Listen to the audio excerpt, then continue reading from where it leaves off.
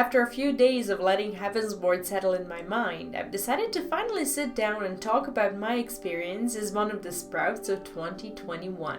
If I had to use only one word to describe the whole expansion, I think it would be deep.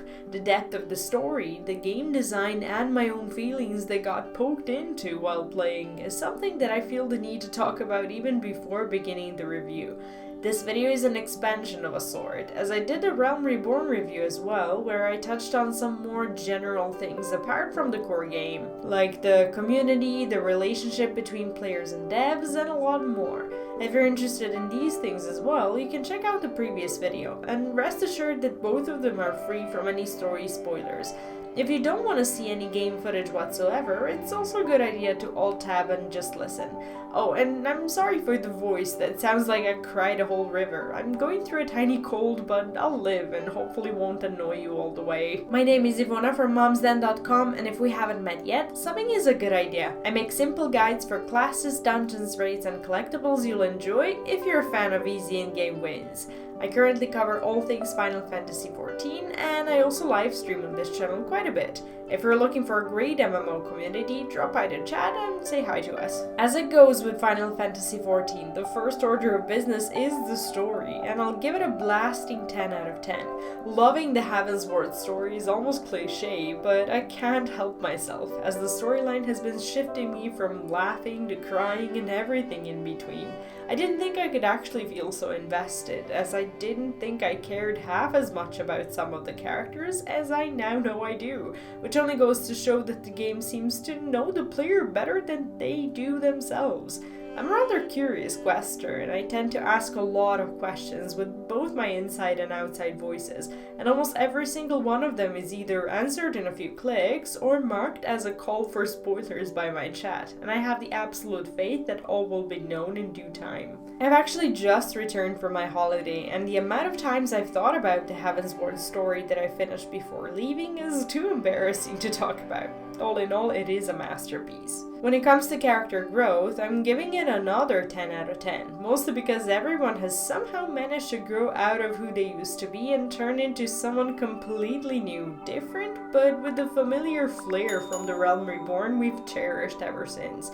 I just love how some characters have turned from the goody two-shoes they used to be into badasses who are tired of other people's shit. And some have been going through pretty rocky puberty stuff. No spoilers, but if you know, you know. For me, the graphics and art will get a 9 out of 10. Not because something is wrong with them in particular, but because I'm not a great big fan of cold-looking wintry environments, and I'm much more easily impressed by high-contrast summer-like themes. I like the way everything looks and feels, but there is just a bit too much snow for my taste.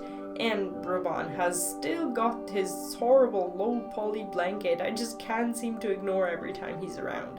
But the dragons and the Sea of Clouds stuff is gorgeous, and I've enjoyed every minute of it. My reviews are never really fair, and at the risk of diminishing the value of all the other 10 out of 10s I've given, I have to give the Heavensward music 100 out of 10. The songs are so intense and beautiful and heartbreaking that I don't even know how they're allowed to be played during dungeons and trials. I mean, how are you supposed to see through a river of tears and not let your group down?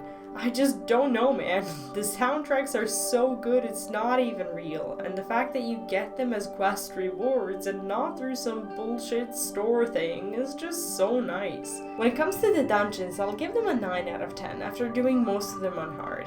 I enjoyed the unique boss fights, the mechanics, and the actual effort put into them. Even on easy mode, you can wipe when you don't do mechanics in the dungeons that they're asking you to do, and that's pretty cool, as you actually get to learn what the boss is all about before getting to progress.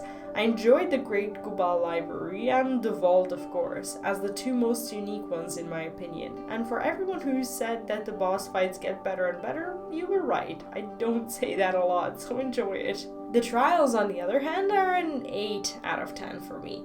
Not a lot of them were particularly memorable, except for maybe the Limitless Blue. The rest was kind of okay, and maybe it was just me, but it feels like there's not a lot of them to begin with. All in all, they're fun to do, and most of them have a good story, but rating them higher probably wouldn't be fair. When it comes to the whole flying system in Final Fantasy XIV, I have to shine some light on it and give it a 10 out of 10. As a former WoW player who has quite a bit of those Pathfinder achievements under her belt, I'm feeling a lot more respected as a player when all I need to do is walk up to some green balls and do a few blue quests in order to take off. This was one of the key reasons why I even made that Final Fantasy vs WoW video, where I talked about this in depth, but the essence is that this doesn't feel like a grind. It's not a chore, and it's not locked behind endgame progression. It's a tool to get you to the endgame, and I really appreciate that. Alright, let's talk housing. This isn't exactly a Heavensward thing, but when I made the Realm Reborn review, I promised I would go back to those things that I never ended up talking about as I hadn't done them, and I'd update you on my progress. Well, my subjective housing rating is a 4 out of 10, because guess what? I don't have a house.